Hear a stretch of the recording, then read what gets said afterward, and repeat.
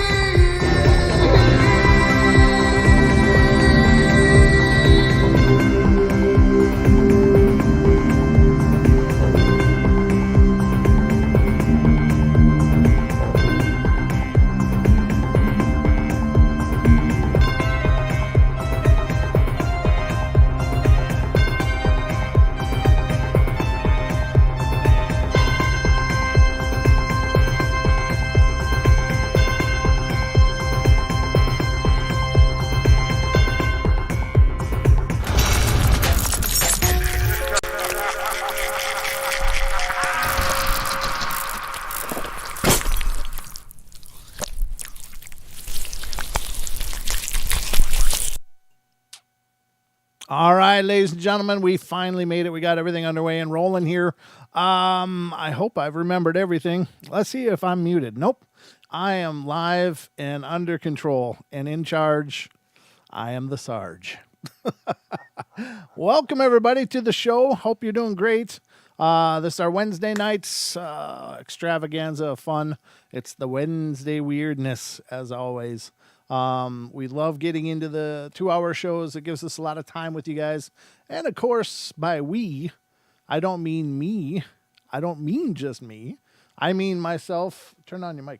And my good, oh yeah. Sure, I'll do that. My good friend and co-host, Mr. Don Longbeard, is here, right here in the studio with me. He looks over and tells me to turn on my mic, and it's him who's got me muted. I thought it was me. I knew it was you. I thought it was you, I mean. No, I remember. I checked my mic before we went live. Well played, sir. Well played, sir. But welcome to the show, man. How you doing? Doing good. If you don't know, I just put up. Did I tell you that? Yeah, of course I told you that. That I put up a new design up in the store, ladies and gentlemen. So it goes into a lot of ways to help support the program. One of which is just by being here. Yes. Another of which is by liking the streams. Another of which is to subscribe if you're not already, and another is to spread the word, let other people know that we're doing this and having a blast. And thank you, Kirsten. That's another way. That's another way is to give financial tips. That's great. Tips? Yes, we like tips. We like tips. We certainly do. And, another way, of course, is to head over to teespring.com/stores. Let's get over there. Searching for it. No, I got a hot link here. So all I have to do is start typing in it and we're good. /stores/paranormal-portal. And you can find that link in the show description. And Don's been hard at it here, which is really cool. He's managed to whip up something new here. So Let's see what he's done. What have you done, Mr. Longbeard? What have you done now, Dawn? What have you done now? There it is, right there. This is what he's done, ladies and gentlemen. Of course, we got the traditional retro original logo on white or black or whatever option on the T-shirt. You can't really see. We should have the black one displayed instead of that white one. I can adjust that later. Yeah, but this isn't the original. Of course, is the one that he did last week, which was really cool. I gotta get the other two up though. There was the one with the outline, and I might have to redo something with that because I remember it was the logos themselves that were causing you trouble. Right. But the other thing that he did, and this is kind of a collaborative effort, ladies and gentlemen. But let's pull this up on the screen so you guys can see. But this is the Mayan Pyramid hoodie. And this has on the back. It has the Mayan pyramid along with a UFO above it, and the Paranormal Portal logo, of course. And then flip it around. Flip it around. How do I do that here? Yep. Okay.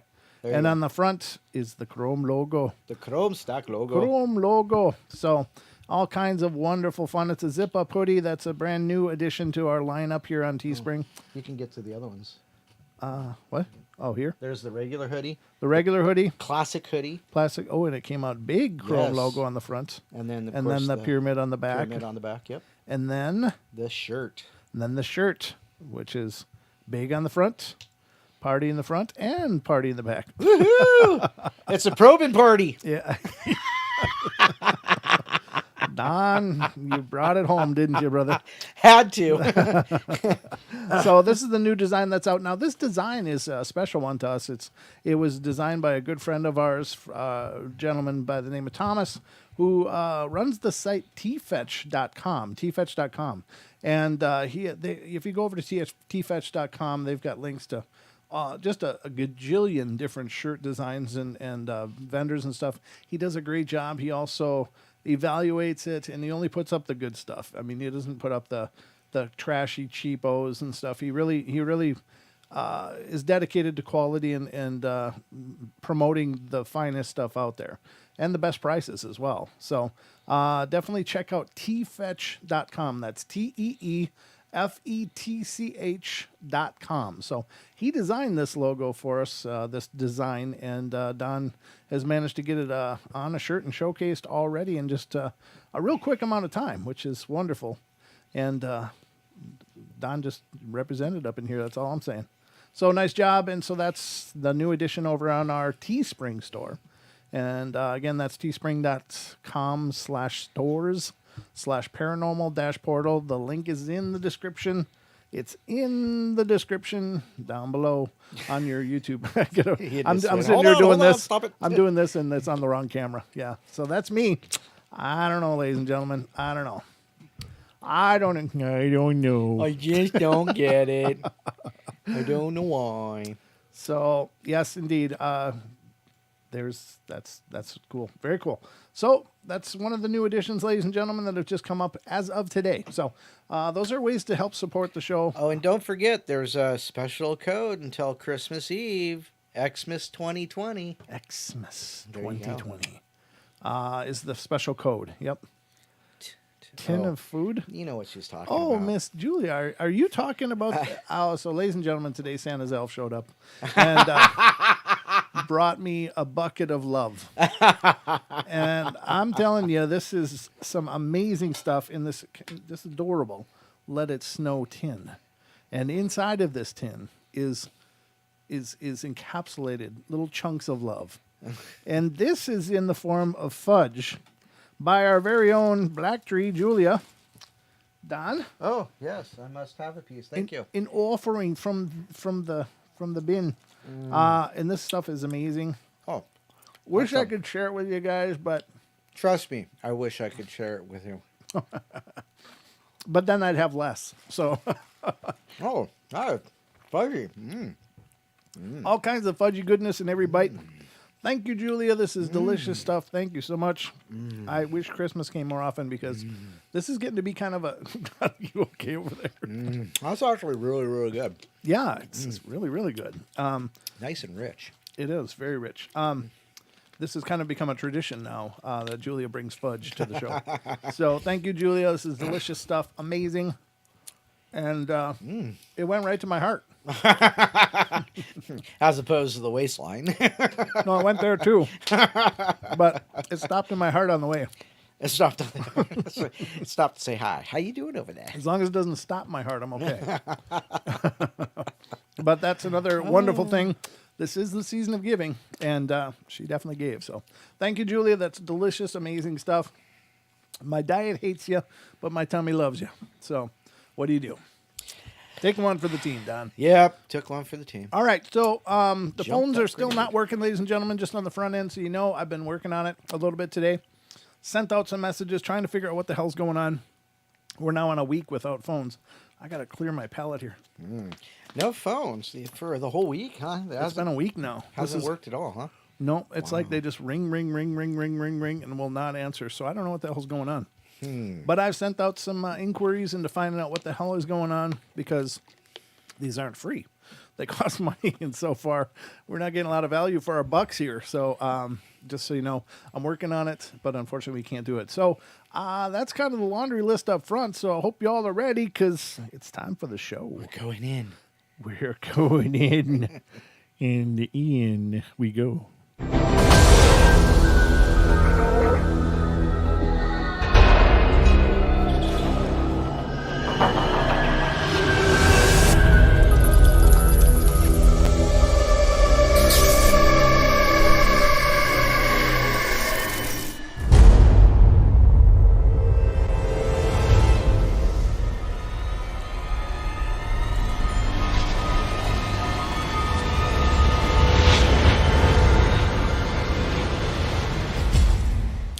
Boom, baby. Those are kind of cool. They're so cool. It's just so much fun to push those buttons. Like, yeah, power. I'm pushing things over here like you wouldn't believe. I had to guard my language. That was good. That was good. We're live on the air now. I'll stop. I'm doing an awful lot of Homer tonight. There's a reason why. Why? Apparently, there's a Portal drinking game out there, Don. Oh? There's a Paranormal Portal drinking game out there, and apparently when I do homers, people are supposed to bottoms up. Wow. So I'm loosening the crowd up. I don't know who's participating. I don't know what's going on with it, but it's really cool. It's really funny. I don't know if they want it unveiled just yet, so I'm not going to say anything more about it, but that's what I'm doing. Oh, okay. All right. Well, I'll let you know more. Apparently, it's going to be launching soon, but whatever. It's not quite yet. So I'm being preemptive here. I wasn't sure about the timeline involved, but I've been. That's what that beep was. I was being reprimanded. I was being reprimanded a little bit. Hey, not yet. Okay. So, all right, ladies and gentlemen, we got a lot of things to go through, but first, it's time for the news.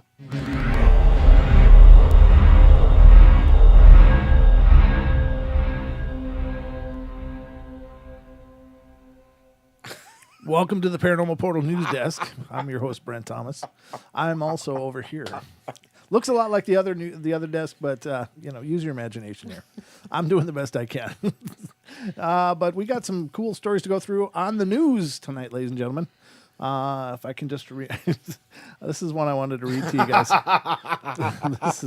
This is just brilliant. Oh my god! So, ladies and gentlemen, a lot of times there's a lot of people that like to spend their time looking through NASA feeds because they're looking for the inevitable UFOs, the things that appear on camera that maybe weren't supposed to. Maybe they weren't supposed to be captured on camera, and this certainly would qualify as one of them. But it does maybe dot some I's and cross some T's in exactly what's going on out there in the vacuum of space where nobody can hear you scream or pee. Here we go, ladies and gentlemen. This article is coming from theindependent.co.uk. It says UFO sightings of alien spaceship aboard ISS turned out to be Russian urine.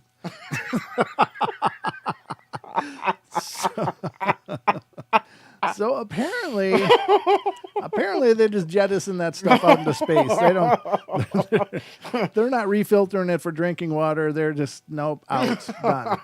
So that those anomalies could very well just be crystallized urine drifting off into space.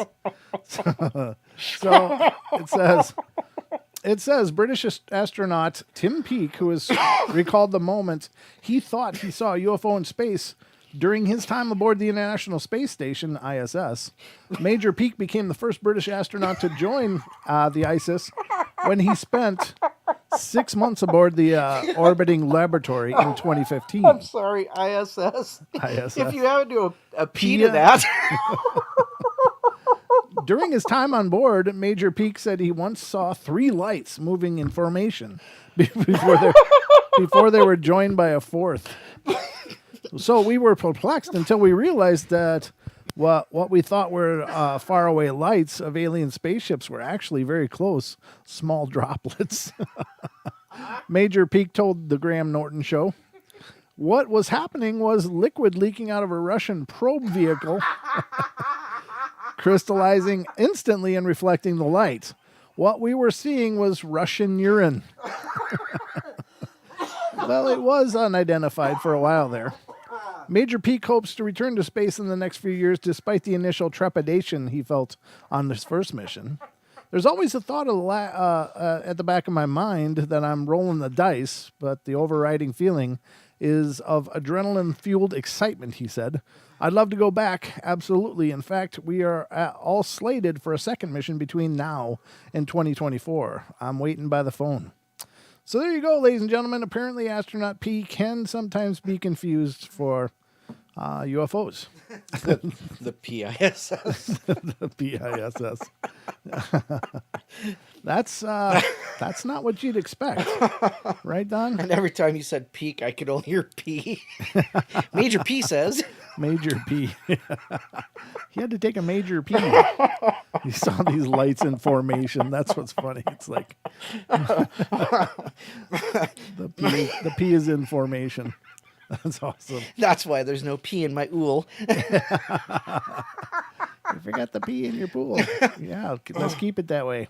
There you have it, ladies and gentlemen. That is the first piece of news that I thought would help to educate the masses just a little bit. So don't jump on the it's a UFO, because it might just be cosmonaut urine. Cosmonaut urine. Urine. My name is Urine. I'm a cosmonaut. До свидания. Привет. До свидания. Привет. Very cool. So that's our first piece of news, which I thought was kind of groundbreaking. If it had enough velocity, probably. It's an ELE. It's an LE. It's an ELE extinction level event. Yeah. We'll wipe those people out. Yeah, exactly. Clear that. Russian urine. Now here's another one I found, which has nothing to do with urine, which is probably good. Because Don's going to be hurting by the end of the show. Black Tree says cow butts and ice pee. Tune into the portal, ladies and gentlemen. This is obviously you're getting a sneak peek at what the portal actually means here. Well, there's 2 P's in portal. Paranormal portal, that is. That is. Oh, goodness. Okay, so the next one I'm going to read you is coming from the sun.co.uk. And it's always a fine source of integrity. This is House of Spells. Couple find witchcraft den filled with animal skulls in secret nook under the staircase while renovating their 16th century home. Wow. That's pretty deep. It says a couple renovating an old country farmhouse have found spine-chilling witchcraft den hidden under their staircase. Oh, jeez. I don't know. That's pretty creepy. Lecturer Carrie Jackson and her husband, Bledin? Yeah. It's Bledin, right? That's what. Yeah. I don't know. 2 D's in Welsh means something else, so it's like a Blelin or something.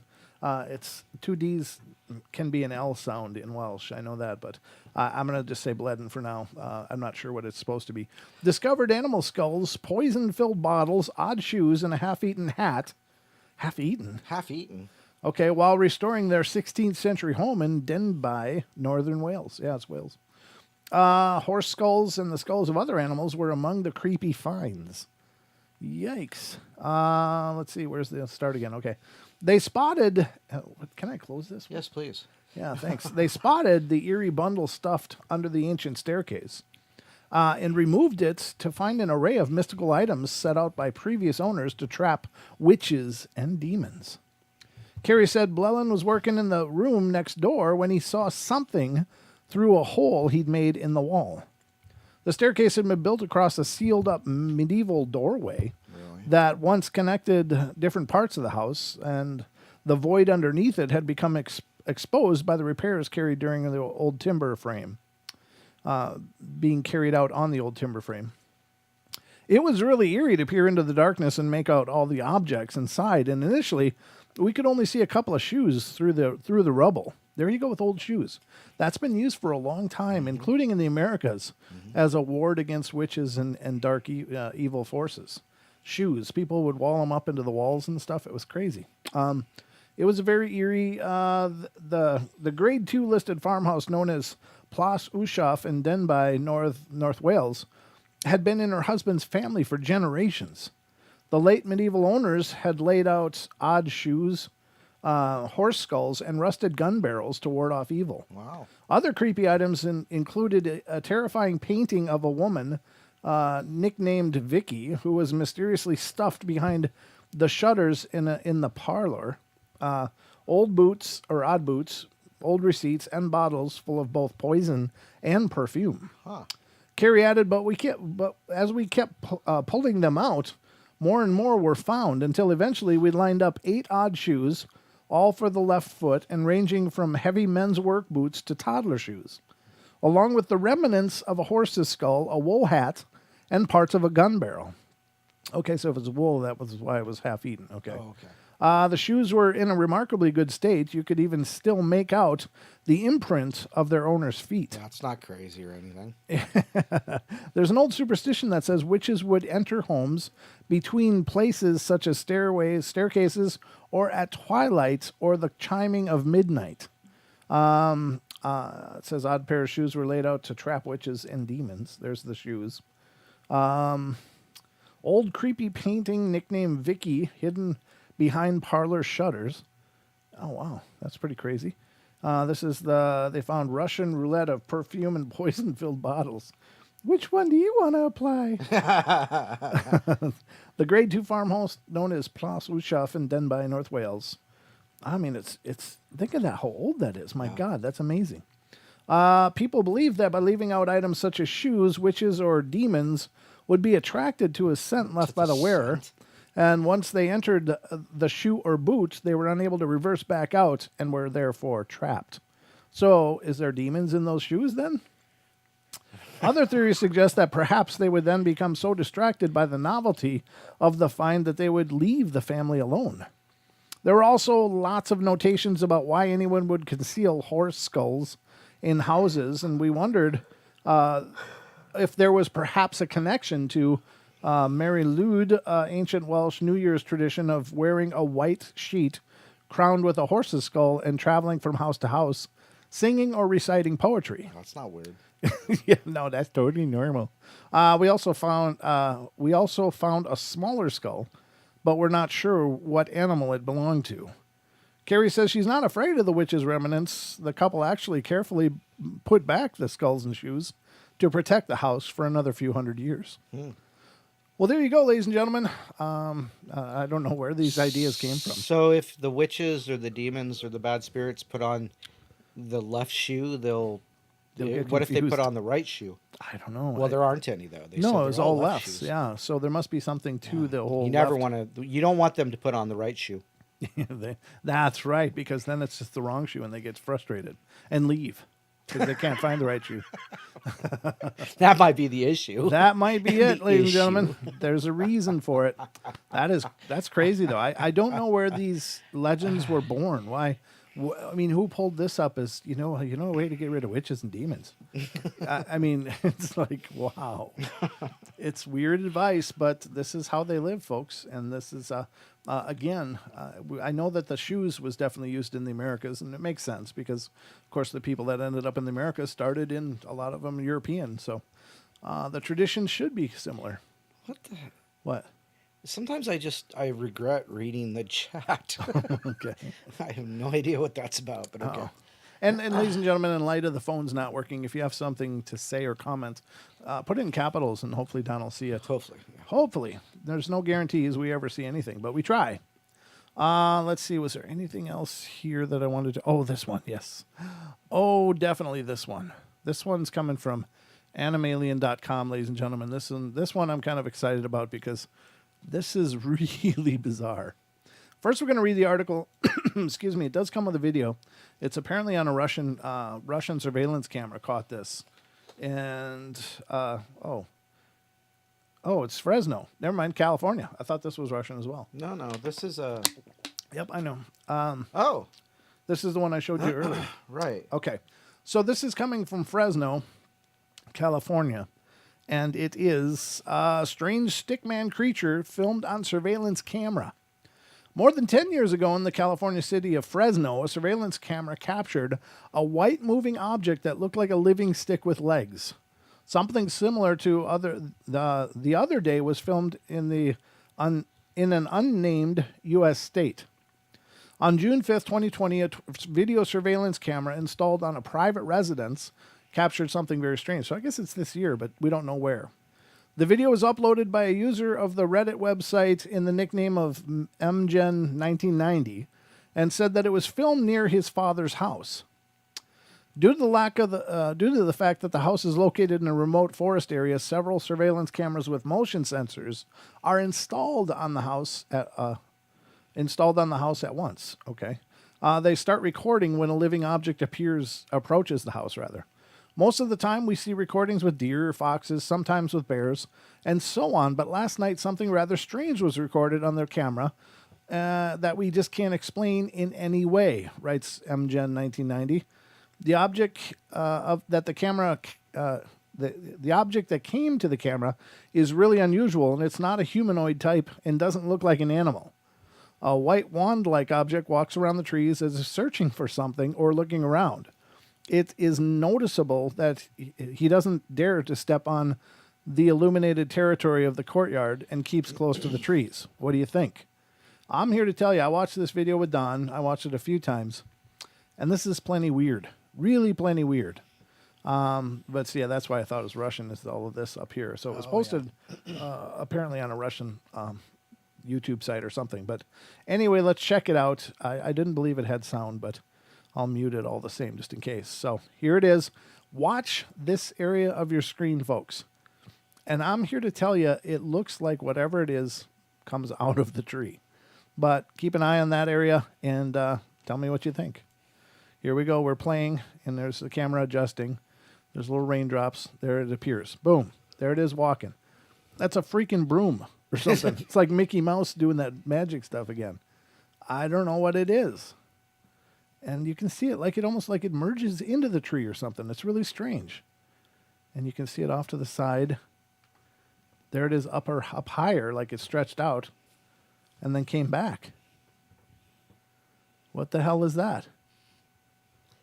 No idea. That is really weird, though, because it's far too thin to be something mundane that we know. I mean, I can't think of one living thing that would behave that way. Let's play it again. I can't think of one thing you know what it could be is I don't have an answer. I don't have anything. And of course the trail behind it is just due to the exposure.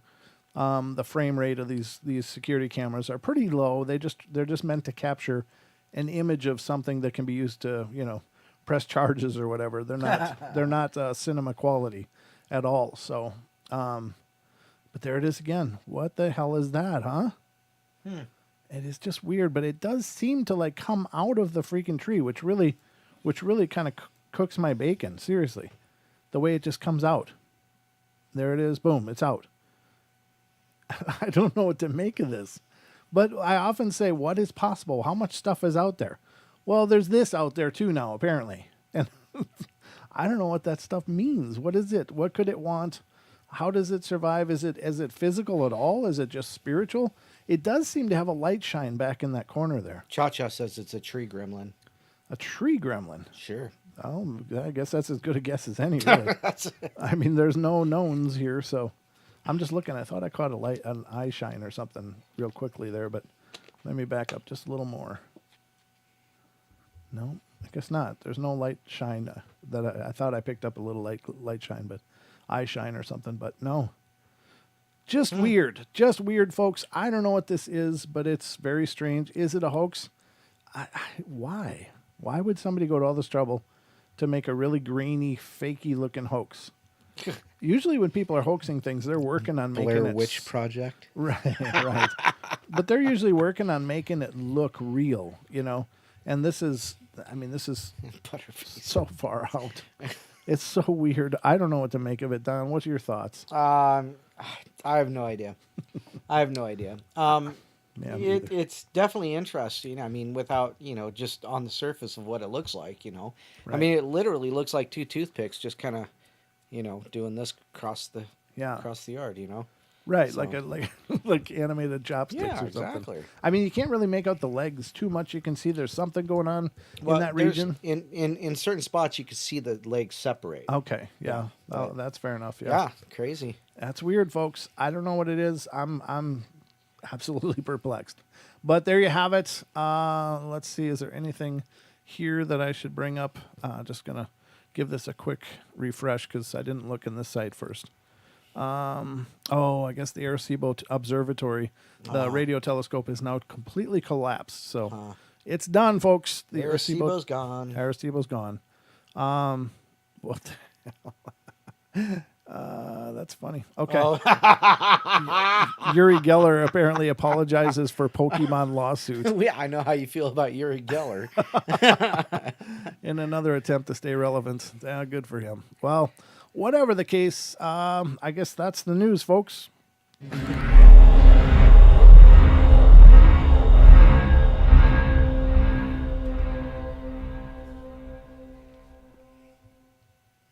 All right, and back at the portal desk, it's Don and I, of course. We are bringing you the Paranormal Portal. Oh my goodness. 2 full hours of paranormal fun every Wednesday and Saturday and Friday night. Although Don's not here Fridays. No, that's true. Yeah. That is true. But speaking of Friday, I did have a guest lined up, but they had to back out, so I don't have anything scheduled for Friday as it stands. But we'll see what I can pull together between now and then. So that was interesting. That stick thing really is bizarre. It's really bizarre, Don, because I mean the weirdness of this is that these things could be out there, and I'm not saying that for sure is exactly what we saw is what happened. It could be hoaxed. It really could be, but I don't know, man. That really looked like it was part of the video. It didn't look like it was added in. Right. The light trails behind it would be, the exposure, the fact that whatever it is very lightly colored, would have a harder exposure than the darkness around it. And that would be the light trails would be due to that from the camera adjusting. But Right. I don't know what it is, but it doesn't. And then I think of like the Fresno night crawlers and stuff. Well, Right.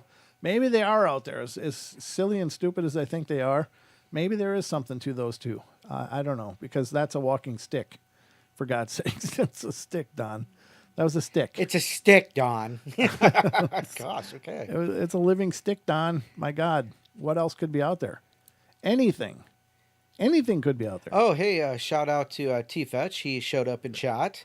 Oh, groovy! I hope you saw his shirt being showcased. Yeah.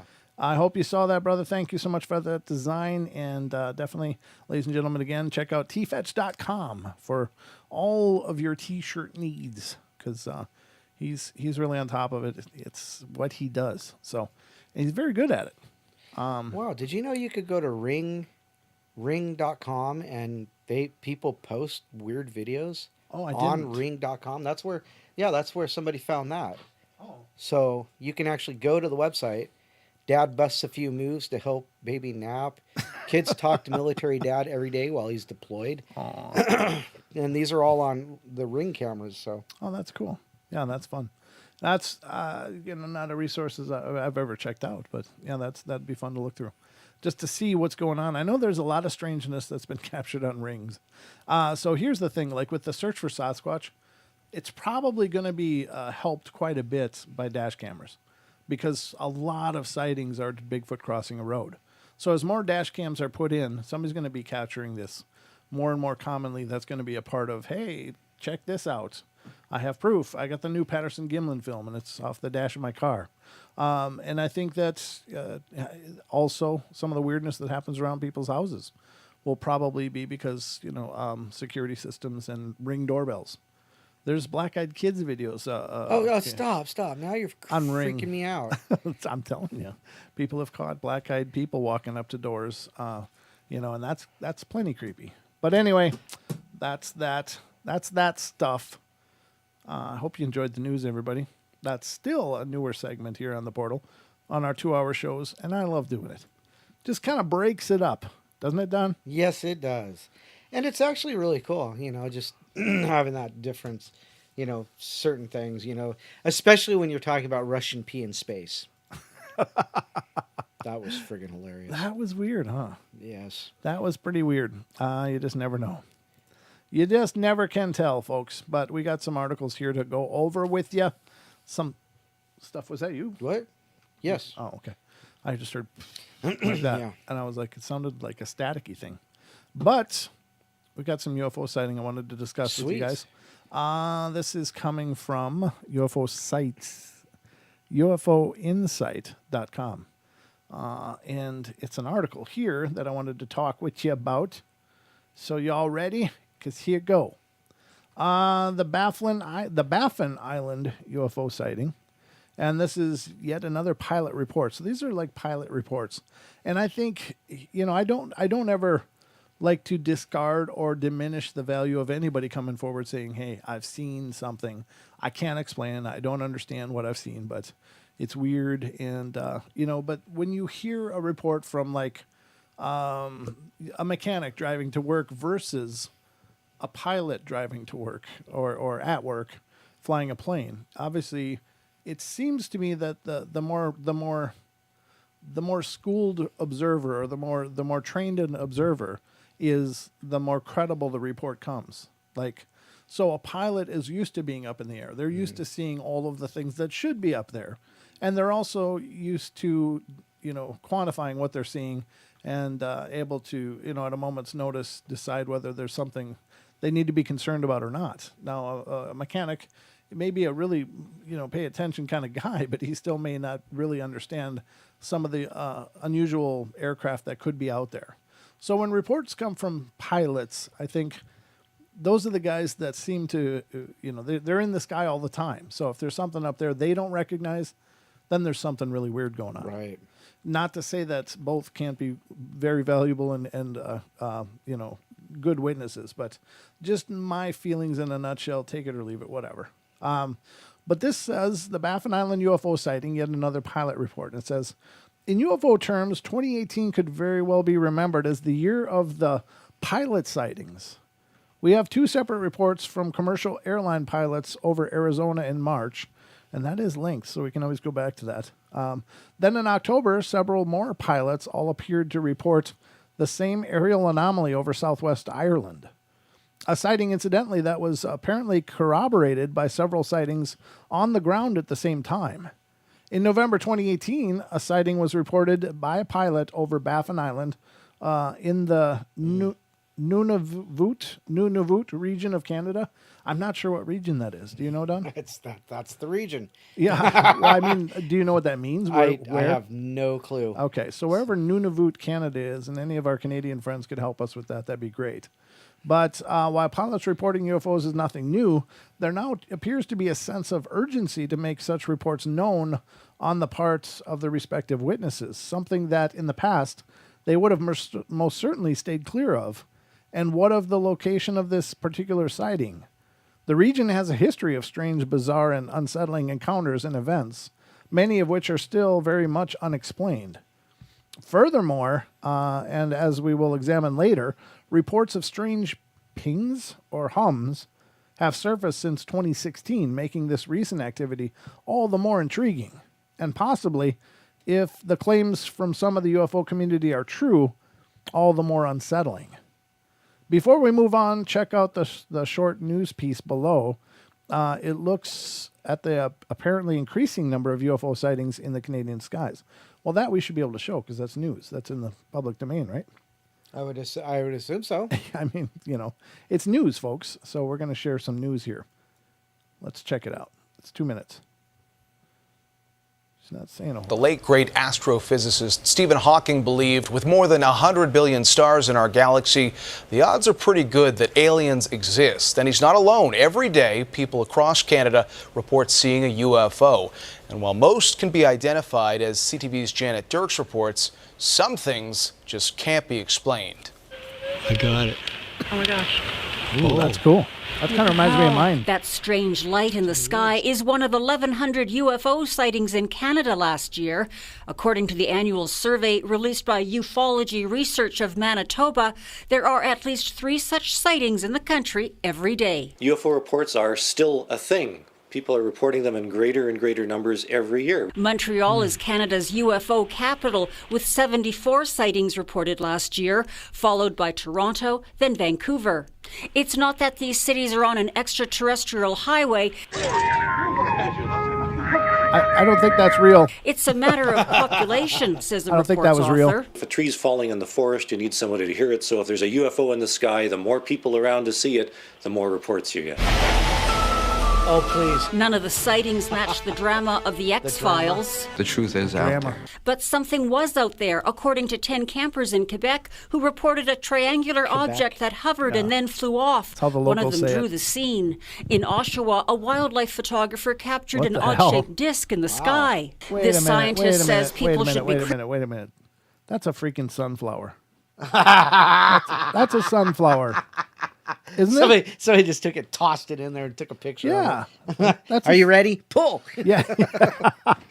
That's a sunflower, ladies and gentlemen. I don't believe that for a minute. That does look like a sunflower. It's just the backside of a sunflower for sure. Might be the front side too, actually. If there's some seeds removed there, I think that's a sunflower. I don't know. I'm not buying that that's a UFO, but you guys can tell me what you think. All right, continuing on. This scientist says people should be critical, but still open-minded. There's a few that really just get me scratching my head saying, what could it have been? The survey says of the 1,100 sightings, only 8% are unexplained, and that can be whittled down to 1% of so-called high-quality unknowns. In fact, none of these cases, shout that aliens are here. But what they do say is that people are reporting things, and maybe science should take a closer look at some of them. Since the survey began nearly 30 years ago, more than 19,000 Canadians have reported seeing something strange in the sky. That makes them think we're not alone. Janet Dirks, CTV News, Nice Calgary. closing, Janet. Nice close. And the same lady stalking the camera. What do you think of that, Don? That was crazy. But,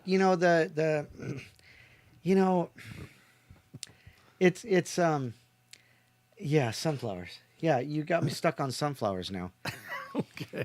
Well, sunflowers it is. I don't, again, I think you got to look at everything with an eye of skepticism, but True. I'm all on board to believe in any kind of phenomena. Don't get me wrong, but I think you still got to be discerning because there's plenty of idiots out there that are really trying to make people look stupid, and they do it by throwing sunflowers in the air and taking a picture of it and going, yeah, they think it's a that looks UFO. exactly like a UFO. Yeah. They're coming to probe us with seeds. They could you plant their seeds, Don. Oh, gosh.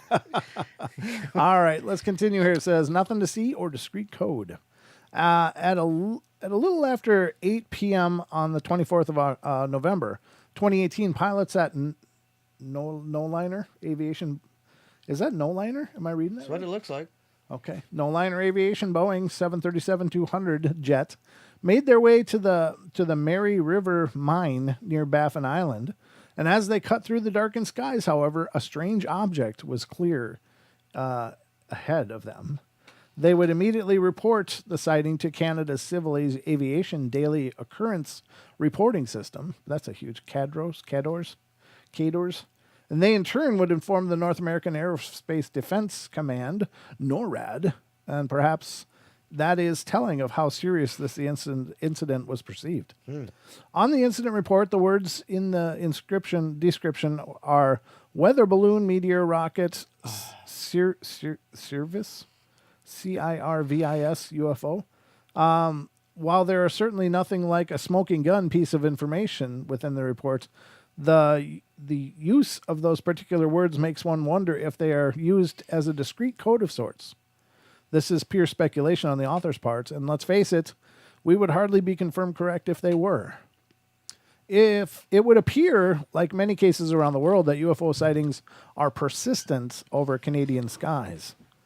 It says, according to the dates, Ufology Research Group, there were a total of 1,101 UFO reports in Canada on the calendar year of 2017. And we should remember that many UFO sightings are not reported through fear of mocking or repercussions with witnesses' respective careers. We should also remember that many of the UFOs appeared to go unnoticed. The report went on to state that the continued reporting of UFOs by the public and the yearly increase in numbers of UFO incidents suggests a need for further examination of the phenomena by social, medical, and or physical scientists. Perhaps it's worth our while looking at some of the other sightings and strange anomalies in the Nunavut region. Again, I'm not sure where that is. Nunavut. I don't know, but here we go again. Other UFO activities in the Nunavut region. We've examined before the suspicious disappearance of a tribe in the Nunavut region in the 1930s, an encounter that very well could be a mass alien abduction, and such strange activity is not at all limited to the past. Excuse me.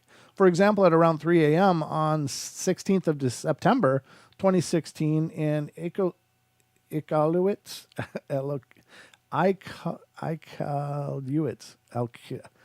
that Nunavut hiker would report a bunch of star-like lights moving in sequence as he walked home. He stopped and watched the display, including witnessing an airplane that seemingly disappeared out of sight as it reached the strange light's location, eventually reappearing when it reached the other side. As he kept his attention on the strange events overhead, he would suddenly see something bright flash. And then it flashed again, and then again. Now, feeling a little more than unnerved, he reached for his mobile phone so he could call for a cab. However, for a short time, his phone simply wouldn't work. After several moments, the signal suddenly returned. He called successfully and arranged for a cab to pick him up. From there, he went home to contemplate what he had just witnessed. In July 2011, in the same area, a man sitting at his work desk noticed a blue light rotating around another stationary blue light, and he would explain that by the time he had run to get his camera, the craft was at a much higher altitude. The strange object was visible for around 3 hours. Furthermore, more than 60 people, as well as the main witness, would view the object. You can view the footage below. I guess we could look at it quickly. I'm going to mute this time, though, because I don't know what we're looking at. Oh, that's really just a speck up there, isn't it? And it's how long? 2 minutes? Yeah, we're not going to watch much of this because it's really ambiguous. So, all right, that's that. Apparently it's filmed, but it's just a little blip in the sky. Strange noise from the seas of the Arctic. In November 2016, a strange account appeared, and it says a strange account appeared in the mainstream media to boot of reports of strange noise coming from the Arctic in the Nunavut region. What's more, the Canadian military was actively investigating the strange sounds, even scrambling military jets for a reconnaissance mission.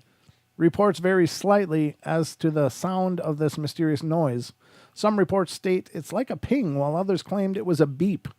Others still describe a humming sound. What was further concerned Canadian authorities is a troubling drop in the number of migrating animals in the region. This has led to some speculation that the two incidents could share a connection with the other. Well, that's interesting. I wonder if any other regions have reported issues with migratory patterns of animals. You know, that's crazy, though, because we talk about, different sounds and like the HARP project and we talk about when Bigfoot's around, everything gets dead quiet. And, I wonder if it's like something that's preventing them, stopping them from, migrating. So here's another thing, though, Don. How many times have we covered, including, and I think this was in New York City, there was a sighting, and it was right next to a playground. On the road was this craft that was just hovering there, and it was absolutely quiet. But the person, as it got closer, noticed that all sound stopped. So they couldn't hear anything while they were in this certain range of the craft. Like it stopped all noise from happening. And then as it passed, the noise returned, and suddenly the ambient noises were still around, but the craft had no noise. So it's like they've got this ability to mute or shield their own sound generation. Is that possible? That maybe they're not quiet. Maybe they're loud as hell in those things. Right. But it doesn't give any ambient noise because it can stop those sound waves from reverberating out or deaden the space between. Wow. You know what I mean? Yeah. Very curious, but interesting. So apparently Nunavut is a territory up north of Manitoba. Okay. Far, far north. So it's way up there. This is like Barrie's area up there. I mean, Barrie's way up there, right? Barrie's Alaska side. This is it the east side or the west side is Nunavut east side or west side? Yeah, what are we representing here? East Coast or West Coast? The left side or the right side. I don't know. That doesn't even sound right. No, that sounds like you're starting a turf war. That's what half of them did. Okay, so that's migrating animals. That's interesting. Yeah. Let's see. The strange noise was first noticed around the Fury and Hecla Strait. This coincidentally or not resides between Baffin Island and the mainland. The crew of a yacht on the stretch of water would even comment on how they could hear the sound through their hull. That's weird. Almost like a ping, right? Like a submarine ping. Mm-hmm. Military presence, claims of ownership, and the Russians. Interestingly or not, a joint Canadian-U.S. military base, Hale Beach, operates along the same stretch of water hosting these sounds. The obvious potential connections were not long being highlighted for some. I don't even know what that means. The obvious potential connections were not long being highlighted for some. There's also been speculation that Russian submarines may be in the region. According to some commentators, there are regular activities from Russian planes and ships, and they regularly travel as close as possible to the absolute edge of NATO's air and sea space. Some believe these lines are discreetly crossed further than we might think. What also makes this situation murkier, including the alleged Russian presence, are the claims to parts of the region previously unclaimed by any country. By each nation, these include possible maritime shortcuts, close to but not part of Canadian territory. Ones that only recently appeared due to a shrinking of the ice in the region. There also include the North Pole. As you might imagine, both the polar regions are regular subjects of conspiracies, not least of those of largely concealed entrances to the inner Earth. And those competing claims by each country will only fan the flames of such conspiracies. It's then amongst possible entrances to the inner Earth and two countries on either side of the still existent east-west divide, at least politically. A little strange that the same areas of mysterious noises has recently had strange UFO sightings too. As you might imagine, some people have suggested an altogether different explanation for the strange sounds. An underwater alien base in the Arctic. Surprise me not. Huh? Surprise me not. Although it sounds completely bizarre, claims of some kind of alien base, an underwater one at that, are not as outlandish as they might first seem.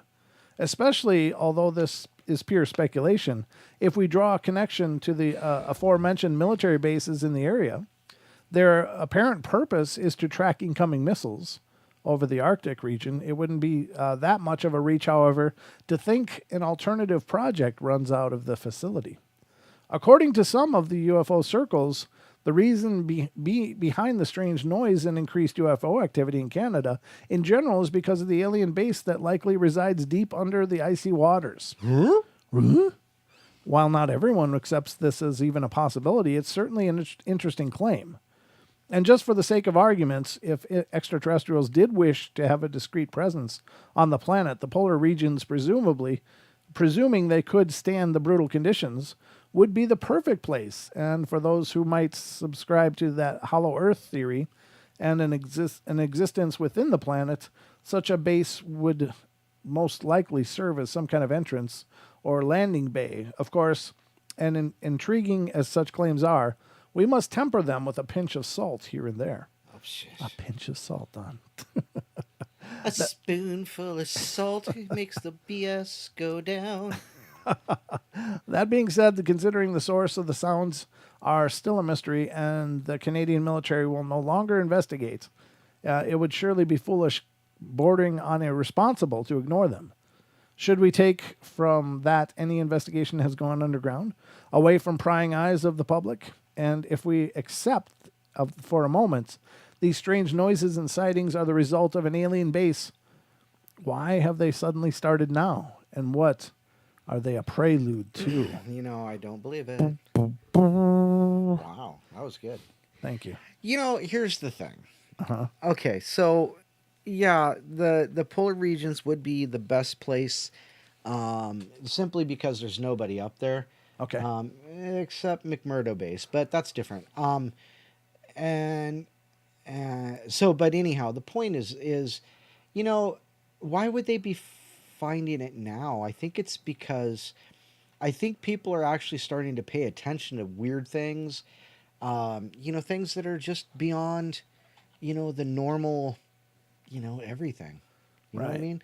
So people are paying more attention because they have more time, because, you know, they're scared of things going through the earth right now.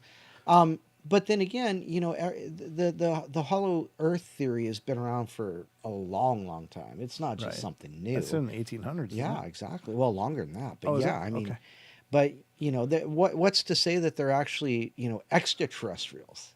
They could be intraterrestrial. There you go. Ooh. So, you know, there's always those thoughts too. But I just think people are starting to pay more attention, and that's why there's an increase of UFO sightings across Canada. But then again, you know, hey, Hosa, let's have a beer. You know, Central North, kick off, dude, eh? Central North. So it's not east or west; it's Central North. Okay. So it spreads out like a fan. Very cool. Seeing some new names in here. That's cool. Yeah. Hello, new name people. Good to see you. Thank you so much, and I hope you get subscribed, because you too could be part of every show. I mean, what's more to love? What more could be better? What could be? How do I say this, Tom? What could you ask for anything more? Yes, I'll get it out there eventually. We have 5 thumbs down tonight. Woo! Woohoo! Wow. Call those guys out. Woohoo! Yeah. Thank you. Thanks a lot. We appreciate the love for some other show. That's nice. You come all in. They roll in and they do drive-by thumbing, and they get out. They do surf by thumbing. That's absolutely fine with me. Sounds kind of wrong. Hey, you took the time to come in and give us a thumbs down. I give you a thumbs up. Yeah, that's right. Call-in lines are not working tonight. Sorry about that. I don't know why. I'm investigating why. He's investigating. I'm investigating, but I don't know at this the point. night you called is the night that I quit the show. That'll never happen. All of a sudden, my cell phone starts ringing. Whoa! Hey, who is Cha-Cha? Oops, we can't take it. Pulling my phone out just in case. That was an idle threat, by the way. Very idle. Very idle. Oh, she says I'm calling. All right. Let's continue on with the weird. You know what? Let's take a couple minute break. I got to go use the loo. Yeah, sure. Yeah, now you do. What do you mean now? What does that mean? No, you got to you got to go talk to Lou. Let's go talk to Lou. Well, not let's. There's no let's in this. There's no let's. You're not letting me anything. I'm going. Lou and I could talk all on our own. Thanks. You exercise them demons. All right, we'll be right back, guys. So just a couple minutes. Give us a moment. I'm gonna go powder my nose. Powder his nose. And we'll be right back with more. This is the full second hour, which is we're already kind of into it. Brent has a major peak. Yeah, I'm gonna go see if mine looks like UFOs too. Oh my goodness! As they're dropping into the bowl. Yeah, that looks like UFO. Yeah. No, stop it. All right, we'll be right back, folks. We'll be right back.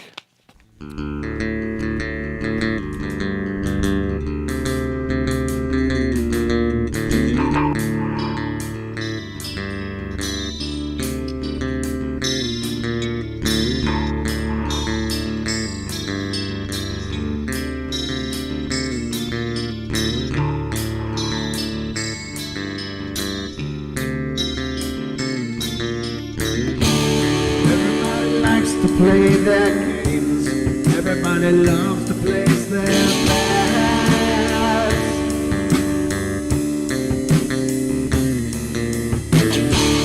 They don't understand the price I paid.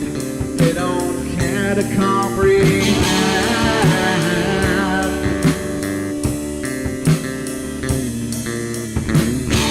Trace the lines upon my body, dripping scars across my heart.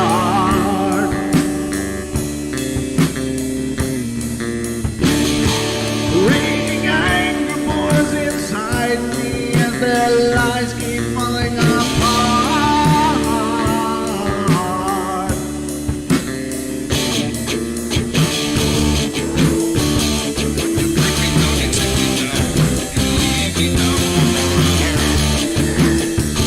But I'm not broken yet. I'm not broken yet.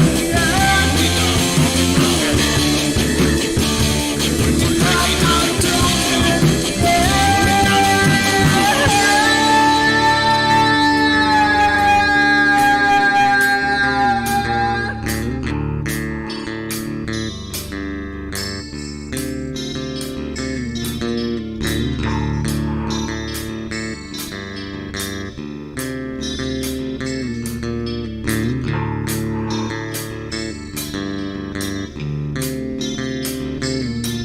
not broken I am finished with my silence. I am not a stupid toy.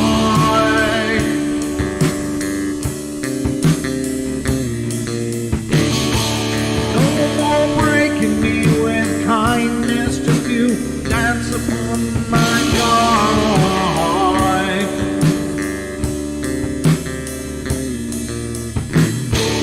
Leading me with empty promise. You're just another fucking mess.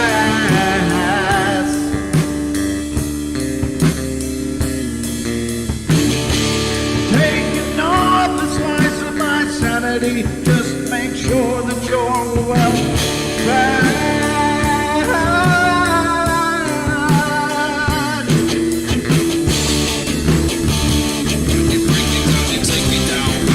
I'm not broken yet. I'm not broken yet. I'm not broken yet. I'm not broken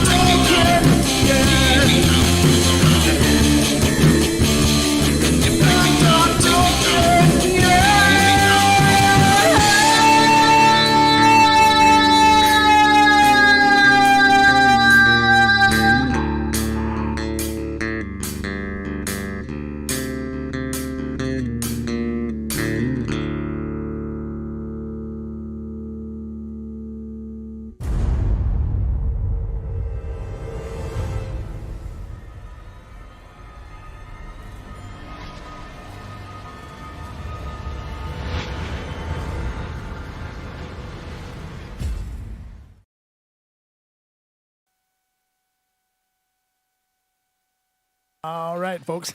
There you go. I got to remember to unmute. All right, so welcome back, ladies and gentlemen. Just a little bit of show left. Another 45 minutes. What do we got left? 45 minutes. Yeah, just about 45 minutes. What is this? a 47, TV 8. time limit? We can go as long as we want, but usually we get done at about 9 o'clock. About 9 o'clock, yeah. About 9 o'clock. So we got more paranormal fun all lined up for you. Hope you guys are doing great out there. Thank you so much for sticking with us through the break, because my loins was calling to me saying, hey, we're all backed up here. Huh? I don't need to hear about your loins. Did you have something you wanted to read? Oh. Anything you wanted to cover? No, I thought we've been doing great. We've been doing just fine. I was wondering how you were doing. But let's see what's going on here. I got another one right here. Oh, Cha-Cha says she's great. Call-in line not working today. Thanks, Farm, for putting that out there. I appreciate that. I do, because I forget to say it after the initial parts. And so you guys, you mods, you're stepping up. That's all I got to say. What a bunch of winners we got. Bunch of winners for sure. All right, let's do another one. This one has, this one's a weird story. I don't know if I haven't pre-read it at all. So we're going to be reading it together, but it has to do with the ghost donkey of Honing. What? There's apparently a ghost donkey, and this comes from the UK. It's from the Eastern Daily Press. Wow. I don't know what it is. I think I'm going to blow it up a little bit, though, because My eyes, I'm telling you, folks, my eyes, every year of doing the show, my eyes are getting worse and worse. I don't know if it's, from hours and hours of staring at these monitors or what it is. But, yeah, it's the weird Norfolk, the ghost donkey of Honing. Cha-Cha says she dated the ghost donkey. I'm not even sure I'm going to even touch that. I'm going to leave that all the way alone. All right, so this is from Stasia Briggs wrote this article. It's from this November 20. It's updated as of November 2020. Wow. Nice job keeping it updated. It was actually rewritten published on the 21st, so I guess it's 3 days. It was updated later. Let's see what it says, though. It says, in a lonely corner of North Norfolk. Boy, why is that hard to say together? Norfolk. Say that. Try it. North Norfolk. Say this. North Norfolk. Was that Norfolk. difficult for you? North Norfolk. Yeah. Yeah, it's difficult. It North is. Norfolk. There's a ghost donkey breathing great clouds of sulfuric smoke from its nostrils. Do you smell a demon? Yeah, every time I flush. Weird Norfolk's Stasia Briggs and Siofra Connor report.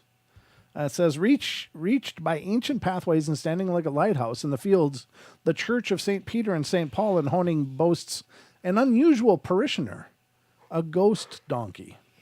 A wonderful church in a somewhat lonely position, St. Peter and St. Paul was built on a hilltop and gazes out across this corner of Norfolk, just off the well-named Long Lane.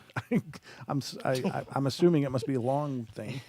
A quiet, sacred spot, not one where you'd expect to encounter a white donkey with sulfurous smoke pouring out of its flared nostrils, particularly a transparent one with the ability to gallop straight through a church wall. Oh. As the witness to the strange beast's appearance watched in amazement, the beast passed him at a pace, and he realized that he could see straight through it to the hedge beyond him. Wow. So this is kind of weird. Donkeys are referred to in myth and folklore and are mentioned countless of times in the Bible. Portrayed as loyal work animals and beasts of burden, Jesus arrives in Jerusalem on a donkey, and Hindu goddess Kalaratri uses a donkey when she travels. Europeans once used hairs from a cross-shaped marking on donkeys' backs and shoulders as a remedy for illnesses, including measles and whooping cough. And in 1400 AD, one physician listed riding backwards on a donkey as a cure for scorpion stings. What? I'm telling you, the donkeys are magic. I had no idea. Bunch of jackasses. Yeah, well, sulfur and often rotten egg smell is often recorded. I've experienced rotten eggs once in my life, Don. Oh. It was horrible. It was horrible. Was it a propane leak? It was just a god awful, sweet, gross smell. Ugh. And it was the kind that sits in the back of your nose and you can't unsmell it. It's just I don't know horrible. if I'd want to. Yeah. No, you wouldn't. Trust me. It's horrid. It's often recorded by those who witness paranormal activities, and the smell has been recorded since biblical times and by Greek philosophers, and is often remarked on by those who claim to have been visited by flying saucers or aliens. Huh. The book of Revelation describes Satan's underworld lair as a lake of burning sulfur, and therefore it stands to reason that the Dark Lord's minions might well smell of this hellish kingdom. Wow. That's probably true. That's what they're living in. You know, how many times you go to work and end up smelling like work? Oh, jeez. Underground volcanic activity can release sulfuric gas, and Pope Gregory I made the link between volcano eruptions and hell in the 590s. The 590s. It's weird to even say that. It's like, oh yeah, the 590s were really What a great year. Wow, that was a great time. When he mentioned a sinner being thrown into the Vulcan's Gulf close to Sicily. Wow, they threw sinners into the volcano. That's horrible. Burn in hell, you dirty. Yeah. Did they ever even read the Bible? You got to wonder. It's I don't know. All right. The smell of sulfur can also be detected after a lightning strike, which were once believed to be the act of divine retribution from God. And then there's the fact that sulfur is a rock that burns. Its old English name was brimstone or burning stone. And when it melts at 115 Celsius and turns to satanic-looking, evil, dark red color. Oh, God. And what about donkeys' ghosts? According to the marvelous ParanormalDatabase.com, the ghost of a donkey that was tragically beaten to death by its owner haunts the appropriately named Donkey Inn at Tilford in Surrey, where a pale donkey is spotted at Christmas. At Newton Heath in Dorset, at the place where its master was robbed and murdered. In Bristol, the Dead End Lane in Halen, a large black dog has been seen climbing out of the hedge before transforming into a donkey and standing on its hind legs. And in Wales, at Sunanoon, a ghostly donkey was seen by a driver. Other donkey ghosts, have been spotted in Lincolnshire, Suffolk, Scotland, and in Geldeston in Norfolk, where a ghostly donkey has been spotted, in addition to the hateful thing, whatever the hell that is. That's a link. I don't know what the hateful thing is, but there you go, ladies and gentlemen. Ghost donkeys. Wow. I guess they're a thing. Now, what I find is interesting, Don, and you have to tell me what you think, but it seems that regions have their own kind of paranormal folklore. Yes. So, like when we were discussing, it was during, I think, when we were doing the videos when we very first started out. Okay. And what did we call this? Evidence reviews. Evidence reviews. We did evidence reviews, and you can still find them in our archives way at the back end. Yeah. Way at the back end. 4 years ago. Yeah, we used to talk about videos and such, and what we thought about them. We could probably revisit that sometime once in a while. Well, we could play them on the show. Well, and we could talk about them, sure. But here's the thing: is that we in Thailand, there is a common type of haunting where there's apparently a little girl in a red dress will follow somebody, and that person's about to die, Right. Or a red skirt or something. Now, it shows up for people over there. There's been photographic evidence of it and such. Now, in Japan, the Samara kind of ghost thing is real common. Mm-hmm. The maiden with the dark hair across her head, hanging right down. You can't see her face at all. Grudge type. Yeah, exactly. Like the grudge type of ghost. And certainly other areas have their unique paranormal lore. Now, the question is their expectations shaping the appearance of the paranormal? In other words, by what they expect, is that the way the paranormal appears? Because we don't see little kids with red dresses following people around here. God. Well, you know what I mean, though, right? Well, see, but that kind of comes to the idea of the Hat Man, Right. And those Sure. Urban legends that have possibly become tulpas. Right. So Man. yeah, Slender Man. That's the one I was Sure. thinking of. Slender Man. Yeah. Right. And so it's those things. We put the energy into wondering about these things, and then all of a sudden they become some kind of physical manifestation. Yes. So that's It seems to stand to reason, though, because the thing is we don't see those here, but they see them there. What we see here is like maybe what would be a foreboding of dark things. Maybe a devil dog or a grim kind of thing would be something that people would see if there was negative things coming. There's the harpy, the not the harpies, but the harpies, and what's the gosh darn it, the Irish. Oh, the banshees? The banshees, Banshees yes. is another great example. Yes. We don't have banshees here unless they followed an Irish family.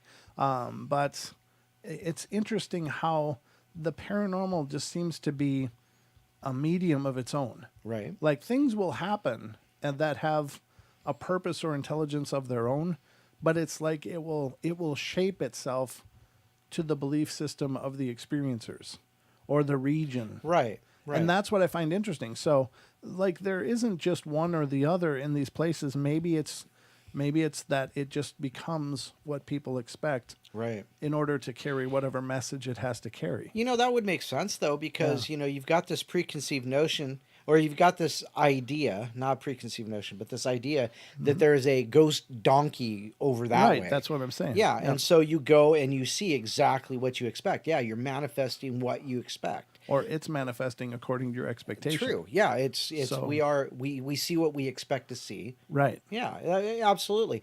But it made me wonder though, because it said that every Christmas they saw a dog come out of the hedge and transform Into the donkey. into a donkey. It's like, what's What that made that about? better? Why was the donkey shape better?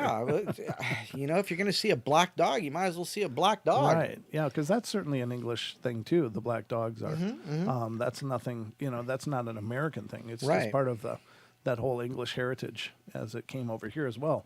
But I find that interesting that the paranormal seems to become. It seems to portray itself in a manner that people will recognize.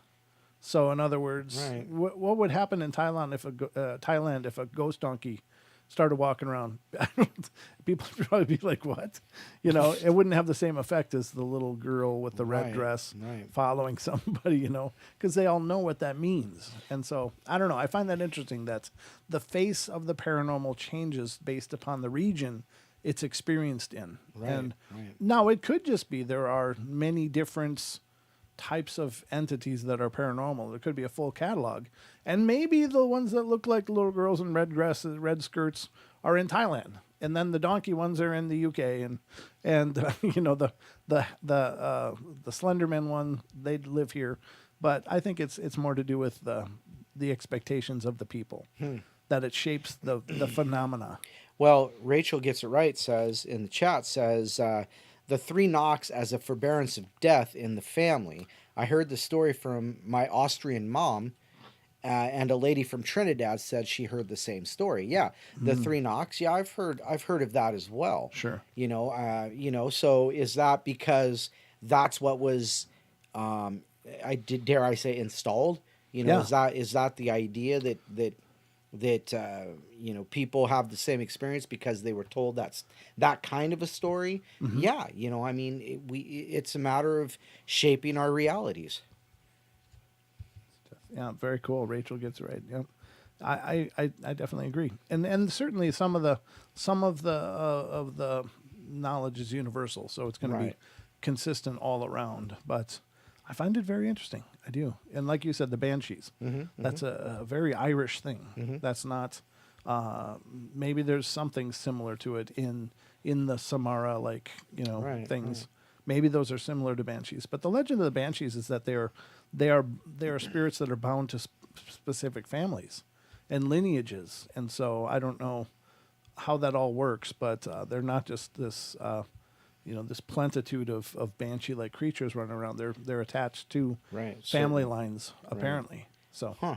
very interesting. But anyway, Ethan says it's time to fix someone's brain. Probably mine, Ethan, needs fixing more than anything. But I think it's interesting, and I just wanted to address that because as we cover regional things, there's definitely the paranormal definitely has unique faces depending on what part of the world you're in. Right. I find that incredibly interesting. I know I'm onto something here. I know I am. Cha-cha, a knight's glove is called a gauntlet. A gauntlet. She said a knight's glove. I hit him with a knight's glove. It's called the lance. the lance. It's the pole. Better All right. A girl with a flower than a boy with a horse and a stick. Yeah. There you go. It's called a lance. And her kerchief is called her favor. You must gain my favor. All right, so let's. She says, whatever. That's not the point, Don. All right. So anyway, let's move on to another story of paranormal goodness, and this one's kind of interesting. This is UFOinsight.com that brings us the article of human interaction with aliens before the modern era.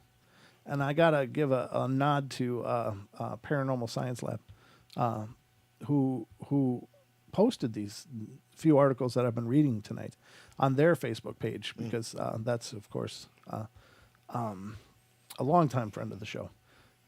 Lisa Martin. Yes, Lisa Martin. Thank you. I was thinking Linda. It's like, no, it's not Linda. And I'm terrible with names.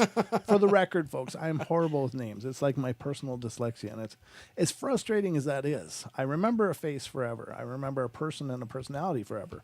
But a name? Oh, man, I'm screwed with names. Apparently my job is the names. You're in the name guy, Don. Yeah, Lisa Martin, of course. She's been on the show many times and on the podcast as well. She has, yeah. Yep, and her and her partner, and by Dark partner, Ozarks. yeah, they're doing the Dark Ozark shows, and that could be appearing on TV anytime now. Ooh. I know that they were working towards that, so no announced date yet, but very cool. Dark Ozarks, of course. So if you get a chance, you want to learn about the Ozarks and the paranormal in the Ozarks region, check it out, and lots of wonderful history as well. But yeah, sorry about the name, Lisa. I've got a hole in my head where names are supposed to be stored. It's not a dismissal, believe me. But human interactions with aliens before the modern era. And this is kind of cool. I think one of these is going to be Spring-Heeled Jack. Yep. But it says, let me see, I got it on screen. Yep. While there are many well-documented UFO sightings throughout history, accounts of flesh and blood aliens are a little rare. I got to admit, I found some good ones through the years, but I've already done shows on them. So it says anything before the 1947 Roswell crash is rarer still. Mm-hmm. However, there are several that stand out that could very well have been an interaction between humans and aliens. Although the sightings we will look into during this article are for the most part from the 1800s, there also appears to be many records of alien and human interaction going right the way back to antiquity. Indeed, the ancient astronaut theory's basis lies in this notion. And many ancient writings and scriptures appear to mention these meetings. We have written before, for example, of the Ark of the Covenant and the possible extraterrestrial abilities it may have had. Not to mention Moses' famous trip to the top of Mount Sinai, that to some is a clear account of him going aboard a spacecraft and that awaited him at the top of the famous mountain top. Or you have mushroom soup for dinner. Huh? Mushroom soup. Never mind. I'm lost, dude. I don't know what that means. It waited for him on top of the famous mountaintop. Before we move on to the 1800s, check out the video below.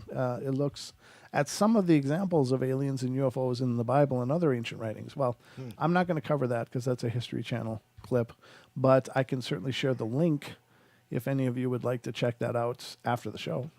Let me do that. Quickly like. All right, pasting and presenting. Boom. All right, so that's I think that would be interesting, or is interesting. I'm sure I've heard most of those. The attempted abduction of H.G. Shaw in California in 1896. Although it didn't succeed, according to reports, aliens attempted the abduction of H.G. Shaw in California in 1896. What is particularly interesting here, apart from the incident itself, is the timing of it. Shortly after this encounter began the great airship sightings of 1896 and 1897 that would send shockwaves across much of America. Might Shaw's encounter have a connection to the many sightings that would follow? The incident began while Shaw and his assistant were traveling to Stockton to take part in an exhibition. Suddenly, their horse-drawn carriage came up to a halt. The horse obviously spooked. As both men looked forward, they could see 3 tall creatures with delicate frames and frail, long arms. Their heads, larger than they should have been, for their bodies had large eyes and a small mouth. Sounds like Gray's. Even more bizarre is some of the details that the men who made the full report to authorities of their encounter would report. Each of the creatures, whose description is essentially of gray aliens, thank you very much, had in their hand a strange bag. Attached to this bag was a hose, which the creatures would periodically place in their mouths as if for air. They would also each possess a lamp in the shape of an egg. Wow. Mesmerized by the encounter, the 2 men almost didn't notice the creatures coercing them into a large craft behind them. Coming to their senses, drastically outweighing their abductions, they fought off their potential captors and backed away from the area. Before they were out of sight of the encounter, Shaw would turn to see the 3 aliens walk on air as if it were ground. Each of the creatures entered a cigar-shaped object, which then took off at speed. Spring-Heeled Jack, here we go. Just over a century earlier, on the other side of the world, a different creature, though no less otherworldly, would make itself known to the wider world. The legends and stories of Spring-Heeled Jack appear to have begun in the 1830s. On the streets of London, whether they were ultimately the work of hoaxers, secret society members, or indeed the extraterrestrial that somehow found itself on the streets of Victorian London, are very much up for debate. That the sightings did occur, however, is beyond doubt. The press would carry various reports at the time, and even notable figures akin to celebrities of their era publicly declared their intention to capture the apparent menace. The first official sighting on record is that of 25-year-old Jane Alsop. In February 1838, after hearing a knock at the door of her family's London home, she would open it to a bizarre spectacle. A tall figure wearing a cape, with claws for hands and the eyes the color of balls of fire, and the chilling creature then vomited blue and white flames towards Jane, which temporarily rendered her blind. She later told police that the figure had what looked to be a fishbowl on his head, and he adorned with a tight-fitting costume that had an oily feel to the touch. Although largely dismissed at the time, reports of similar creature several months previously, in September 1837, would come to light. An unnamed businessman walking along Barnes Common after working late was suddenly confronted by a tall figure. It stood in front of him suddenly as if has been propelled from a springboard. The only other thing that the man noticed before fleeing the area in terror was the glowing red eyes. Another report would come from nearby Clapham Common, from a servant, Mary Stevens, After visiting her parents, she was heading back to her employer's residence in Lavender Hill, and out of nowhere, a tall, dark man would block her path. While wrapping his long arms around her, the creature attempted to kiss Mary until she let out a scream as loud as she could. It then unlocked its grip and vanished from the scene in an instant. The following evening, in exactly the same spot to Mary Stevens' encounter, the same creature stepped in front of an oncoming horse and carriage. The horses, unnerved by the menacing figure, bolted out of control, crashed the carriage as it did so. The mystery figure itself, in full view of several witnesses, would leap over a 9-foot fence and vanish from sight. Wow. Reports of several other sightings surfaced over the following weeks. However, it wasn't until Jane Alsop made her report that widespread public acceptance of the encounters took hold. It was also when the creature became known as Spring-Heeled Jack for the first time. The Lord Mayor of London, Sir Jim Crowell, would even declare Spring-Heeled Jack to be a public enemy, number 1. More sightings and hunt for Jack's capture. It also soon became apparent that Spring-Heeled Jack appeared to have struck the night prior to the encounter with Jane Alsop. Another young lady, 18-year-old Lucy Scales, had reported a strange figure leaping out of nowhere and shooting out blue flames from his mouth that blinded the teenager. Nobility and influential figures of the day would offer handsome rewards for the capture of Spring-Heeled Jack, and many would attempt in vain to cash in. Perhaps most notable being the Duke of Wellington, who at 70 would state his goal to hunt Jack down. Although he was not successful, it was not for lack of trying. By all accounts, the Duke of Wellington got into several cat-and-mouse chases with the creature, known as Jack. The mysterious outlaw would ultimately prove too elusive even for the Battle of Waterloo hero. Although sightings continued, they died down somewhat until a cold, snowy morning in February 1855. The headmaster at Topsham School in Devon, Albert Brailsford, left his home early that morning, and when he did, he noticed strange hoof prints in the otherwise undisturbed blanket of snow. The prints were singular and in a straight line, and it was as if whoever had made them had hopped along the snowy ground. The whole town began to follow the prints, stunned, when they seemed to carry on even over tall obstructions.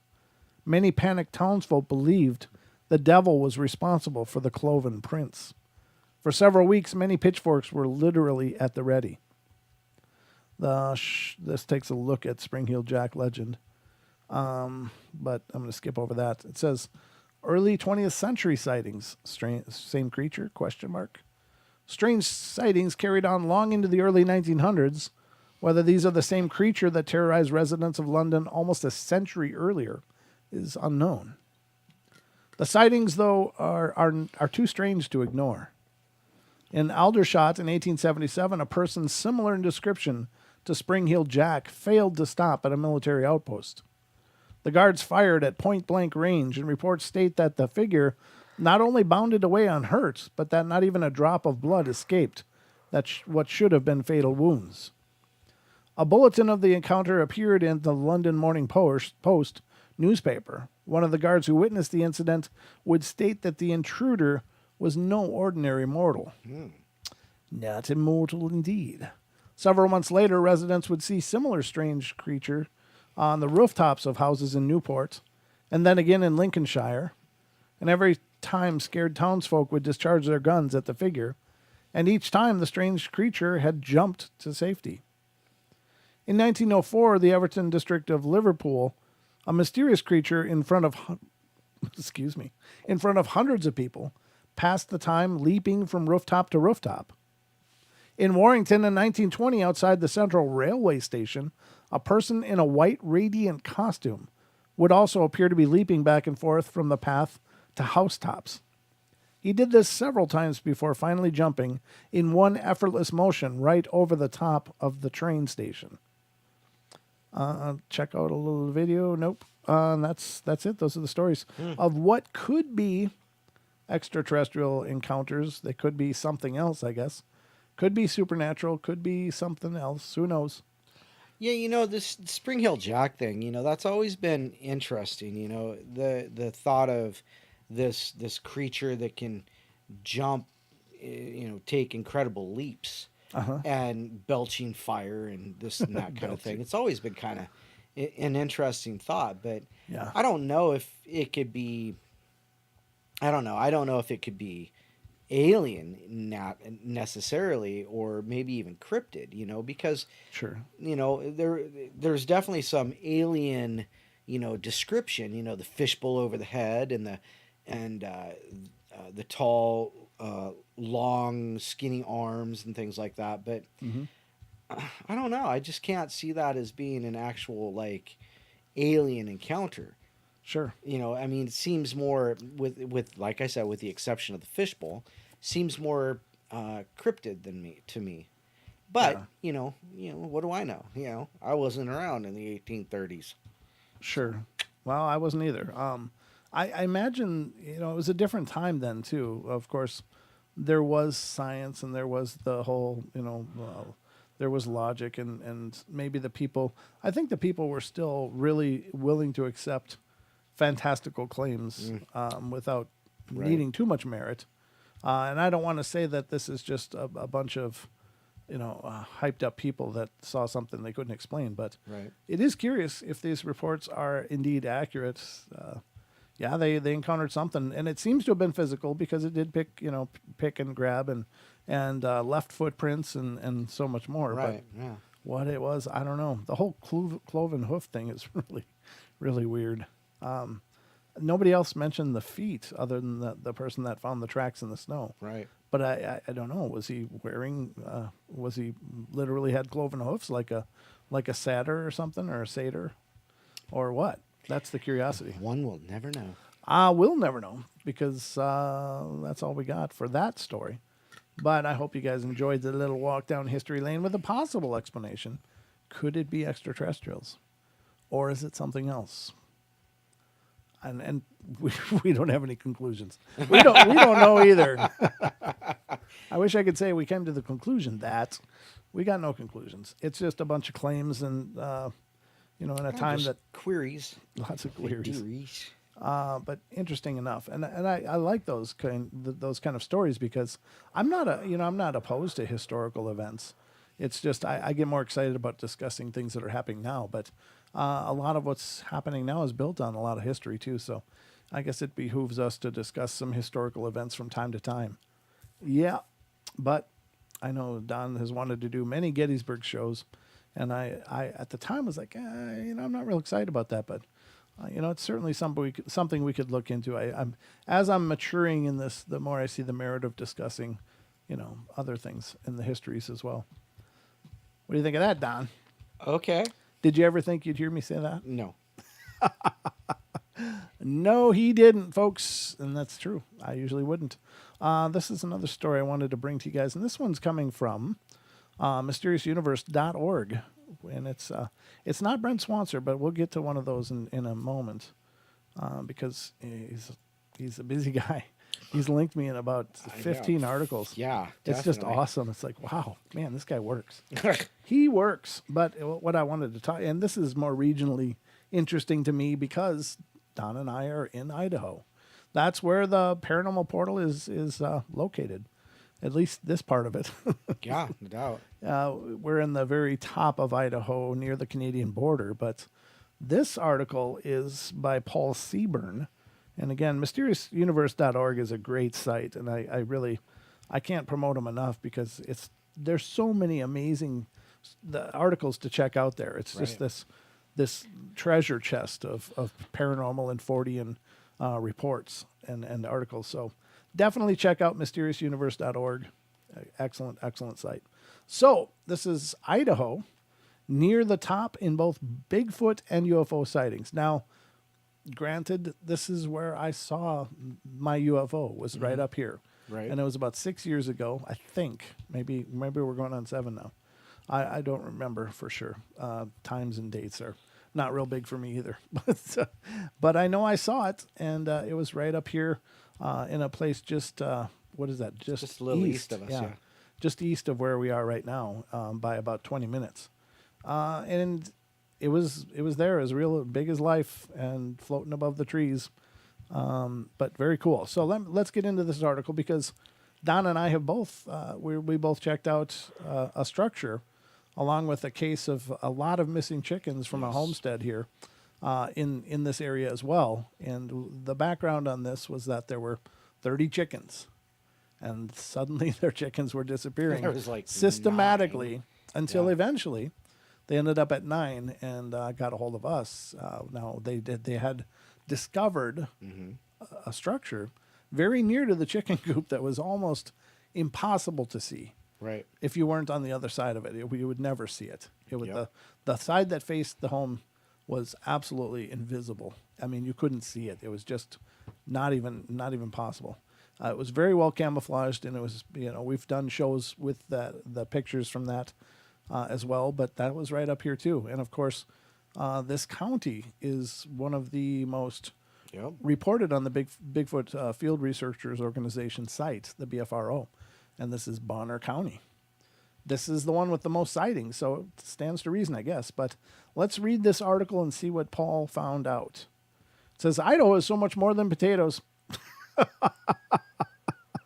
How much did you expect that to be the opener, Don? It's such a misnomer anymore, though. Yeah, it is. But I mean, everybody does equate Idaho with potatoes. I mean, back when I was in Minnesota, that's what I heard about was Idaho potatoes. Right. You didn't ever hear about anything else here except the potatoes. So, it's famous for the star garnet, a gemstone found in abundance in only 2 places in the world, Idaho and in India. It's home to Hell's Canyon, the deepest river gorge in North America. Sorry, Grand Canyon. It has much more to offer. But the real exciting news these days in the gem state is that it's now number 4 among U.S. states in per capita Bigfoot sightings. To go along with its number 1 ranking in per capita UFO sightings. Is there something else we need to know, Idaho? Well, as far as I know, nobody here knows either. But the Bigfoot Field Researchers Organization has 93 reports of Bigfoot encounters in Idaho, meaning that for every 100,000 people in Idaho, about 5 of them have seen or heard a Squatch. That per capita rate earned Idaho 4th place in the ranking of most Bigfoot sightings. The Bigfoot Field Researchers Organization is probably the best resource around for tallying Bigfoot sightings across the country and making both counts and reports available to the general public. That's the resource used by satelliteinternet.com to match against state population counts and determine its sightings per capita ratings. With 93 sightings reported in 2019, Idaho is the mid-range of totals per state, but its low population density put at 5.2 per 100,000 people, ranking it 4th behind Washington. Also number 1 for most sightings overall. Oregon and West Virginia, and with a comfortable lead over 5th place Montana. I think there's even less people in Montana. Is that right? Is it? I don't know. Okay. All right. Just look at this. There's a picture of potatoes that says Idaho. More than potatoes. Oh my goodness. They just got it. They had to twist the shank. All right. So here we go. North Idaho's Bonner County appears to be the state's Sasquatch hotspot. That's where we are, folks.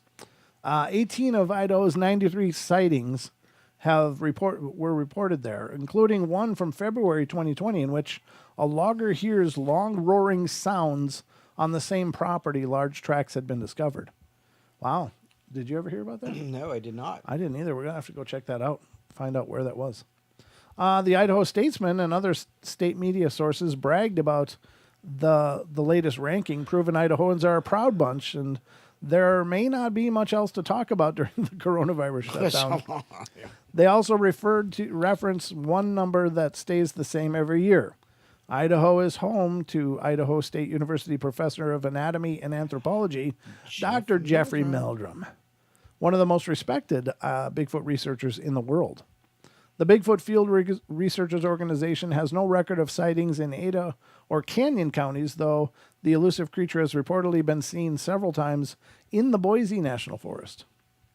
The Idaho Statesman and other media sites are doing what they can to keep their state's lucrative tourism business in people's minds, even when they're hesitant to do any traveling due to the coronavirus. Bigfoot's mammalian and human-like characteristics make it a positive host to the virus, so staying home sounds like a good decision for now. Now we're going to worry about Bigfoot's getting it too. Bigfoot's got the coof. While you're planning your future Bigfoot and UFO hunting trip to Idaho, you may want to take an extra day to look for some of the lake monsters. On the border with Utah is Bear Lake, often called the Caribbean of the Rockies, due to its steep blue hue, but should also answer to Loch Bear because of its alleged lake monster, a creature with a dark green skin, a toothy head, and red eyes. More famous is Charlie or Slimy Slim in Payette Lake near the Oregon border. With reports dating back to Native Americans, it's often reported as resembling a plesiosaur. However, Power of Nessie's suggestion or a dinosaur still swimming in Idaho? Throw in the Swan Valley Monster, a reptilian creature said to hide in a river near the Wyoming border, and you have a full weekend of monster hunting, and that will also put you in prime territory for spotting Bigfoot and or a UFO. After all that, you wouldn't want to visit Idaho. Why wouldn't you want to visit Idaho? Well, they didn't mention the Pend Oreille Paddler. The Pend Oreille Paddler. Yep. In Lake Pend Oreille, which is right over there. Yeah, you could throw a rock and hit Lake Pend Oreille from here. You can't miss it. It's one of the 5 deepest lakes in the world. In the world, folks. In the world. So if there was a place for a lake monster to hide, you'd be in the bottom of our lake. It'd be bottom of Lake Pend Oreille. There you go. And it's spelled like P-E-N-D and then O with a apostrophe and then R-I-E-L-L-E, something like that. Sure. Yeah, it's a French word, I think. Do you know what it means? Pend Oreille? I do not know. Maybe one of our East Canadian friends can let us know. Yeah, do we have any Quebecans? Bomber's over on that side. Yeah, do you know Bomber? Do you know what Pend Oreille stands for? Well, we should ask BLB Jake. BLB Jake? He seems to know his French. Comment allez-vous, mon ami? Whatever. I only know a few phrases, that's it. And some of them aren't really phrases. Not appropriate for the air. What does... We're going to find out what it means, folks, because, hell, we might as well. It's part of the fact-finding mission of the Paranormal Portal, is to know what the hell words mean. We don't always know. Because we're smart. We're smarter than most. It literally means ear loop or hangs from ears in French. Great. Well, you know, when you look at Lake Pend Oreille, it does look like an ear, doesn't it? Well, no. Well, yeah, it kind of does actually. Yeah. Now that you mention it, but so it was in French and was given by voyagers after members of the Kalispel tribe who wore dangling shells or bone earrings. Bone earrings. Wow. So dangles from ears. That's such a romantic name. I like the French version better. Julia says it means long ear, so that's pretty close too. Yeah, there you go. long ears dangle too. So very cool. Did not know that. I've learned so much tonight, ladies and gentlemen, throughout the course of this show. That's wonderful. His bomber says, "I have no idea. Get me drunk first." Come on, Bomber. This is a show, not a date. Oh goodness! What do you do? Just keep going. You do. All we can do is just keep going. I got another article of fun here, Don. Oh, Another of the unexplained. Is it a creature? Is it a giant? Is it what? Well, what is it, Brent? I don't know. We're gonna find out. I don't know. Let me just look at the clock here. See how we're doing. Oh God, we'll have to save this for Friday, because Don, it's literally 8:54. Is it really? Yeah, it really Wow. is. We have burned through 2 hours in a very short period of Wow. time. We can still continue a little bit, but I can't get through that article in time. So that'll be a saver. I'll be covering that on Friday night, folks. As I said, we had a guest lined up for Friday, but they had to cancel. So far it's just me. And so that's not all bad, I hope. Hopefully we'll have the phones back pretty soon, though, man. I'm telling you, it really does feel a little empty without being able to take calls. It does, yeah. It's a little lonelier, isn't it? It is. It feels like there's there's something missing from the show. Vacuous Yeah. gap. No, that's between my ears. The lobes. Yeah, the vacuous gap.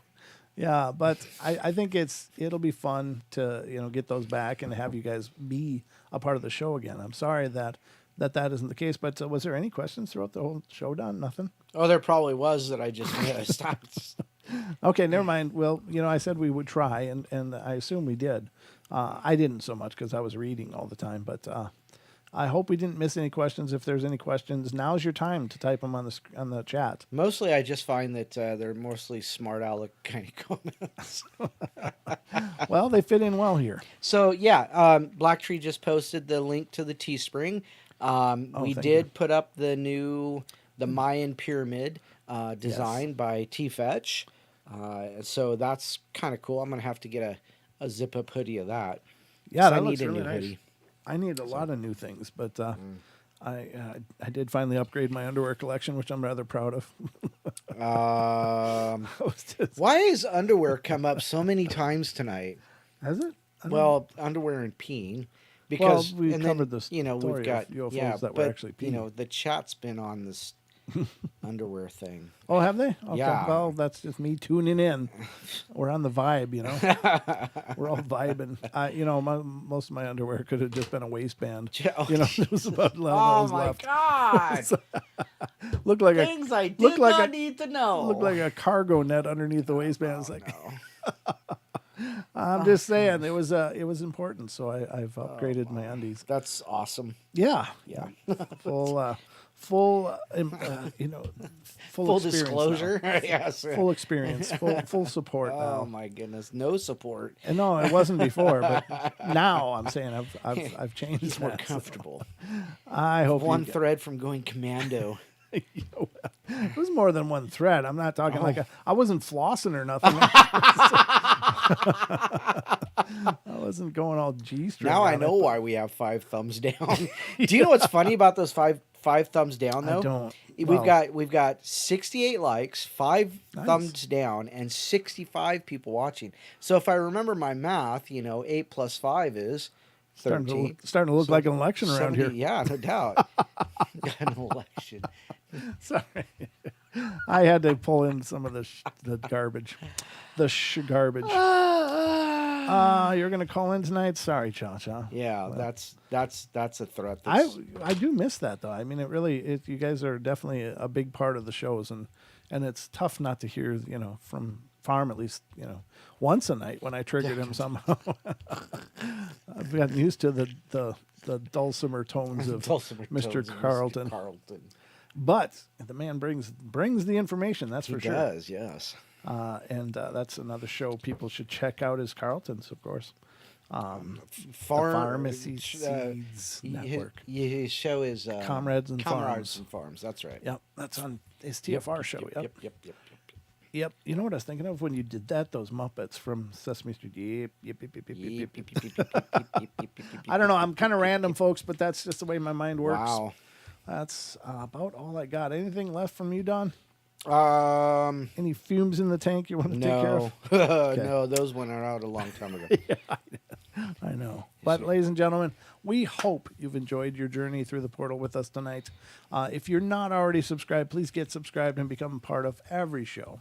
That would be wonderful. And if you're not also familiar with the fact that we do have a podcast, the podcast is also called Paranormal Portal, and this isn't it.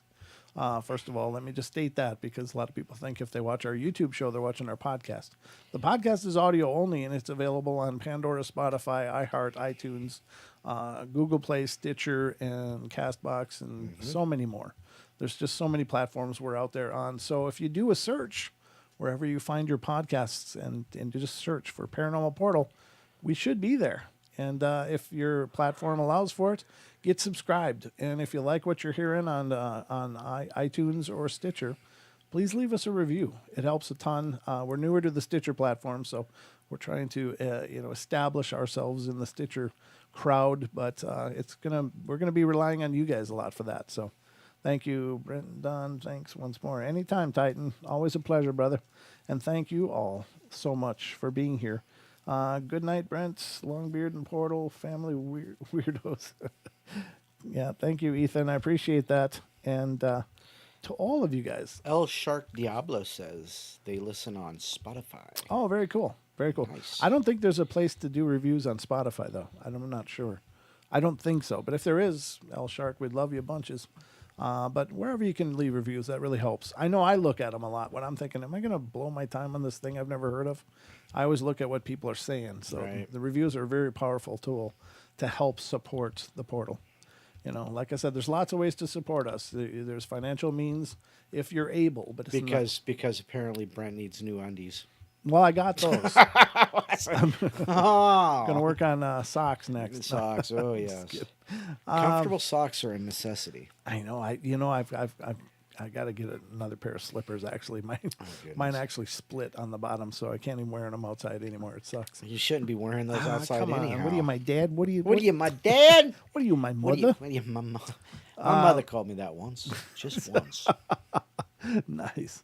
But no, I've got to get a new pair of slippers. But that's coming because apparently the Minion's going to get me them for Christmas. Oh well, Merry Christmas! Dad, you Here's get your slippers. surprise. Yeah. Well, he's 5. He hasn't quite figured out the whole surprise thing. He's more excited to tell me, so that was sweet. But that's all we got. But other ways to support, of course, are just liking the streams if you're enjoying it. It's posting it on your social media if you had a lot of fun and you want to share it with other people. Yep. That helps a ton and lets a lot of people know that we're here doing this. It's tough. I mean, this in the 2020. We've been doing this since 2017 on YouTube. Yeah. And so it's tough in this modern age to get noticed. And Yep. there's a gajillion shows out there and a lot of people doing great things. No, I'm not putting anybody down. People are working hard, but it's tough to get noticed. So if you want to help with that, that would be a great help. Oh hush, Cha-Cha, you were not. What? She's always threatening. I was gonna call in tonight. No, she's not. Well, Chicken. all right. Well, that's all I got. All right. So, Don, anything in closing other than that? Not much other than we love you all. We love you all. You So, are people. You are the light in our Oh lighthouse. my, you're going way So- far with that one. What? It's nothing. Oh, okay. All right. Probably better I didn't hear that. But love you guys. Be good, be kind, be nice. Take care of each other. Help each other out. Especially now, man. People need help. People need to be kind and gentle with each other. It's such a horrid deal going on in so many ways. So be gentle with the people around you. Be good, be kind, be nice. Take care of each other. Help each other out. Find the magic in every day and remember to laugh as much as you can. And I'll be back tomorrow night with the Night Terrors. And then, thank you, Titan. Love you, brother. Yeah, phone lines, Get definitely. those phone lines fixed. Definitely. Thanks, bro. Thank you, brother. Appreciate it so much. But I'll be back tomorrow night with the Night Terrors and here on Friday for 2 hours again. And I'll see what I can brew up for then. But Don, you'll be back on Saturday, right? Saturday. So wherever you are, just remember the portal's with you. And if you want to take us with you, get to our podcast, find them, download them, take us on the road with you. We are downloadable in podcast form. So. Absolutely. All right, guys. Love you guys. And that's it for us. Later, taters. Later, taters. This is the Idaho thing. You had to go taters, huh? Boy, way to kill the rumor. All right, guys. See you soon. Good night. Good night.